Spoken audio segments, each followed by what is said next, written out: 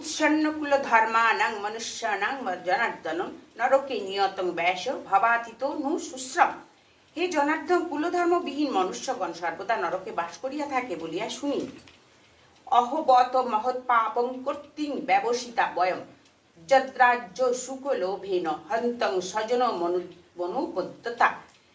অহ, কি পরিতাপের বিষয়! কি পাপকার্য লিপ্ত হইয়া সামান্য রাজ্য লাভ লালসায় আত্মীয়গণের প্রাণবধে উদ্যত হইলাম। যদি মাম প্রতিকার মশস্ত্রং শস্ত্র প্রাণায় ধাতরাষ্ট্রারণে হনুস্তমন্মে ক্ষেপতরং ভবেৎ। সঞ্জয় বলিলেন, আমি যুদ্ধে সম্পূর্ণরূপে নিশ্চেষ্ট থাকিলেও যদি শস্ত্রধারী দুর্জন আদি আমাকে যুদ্ধে সংহার করে তাহাও মঙ্গল হয়। এব মুক্তার্জন সংখ্যে রতস্পন্ত উপাবিশৎ বিশ্বের্য সসরং চাপ শোক বিঘ্ন মানস।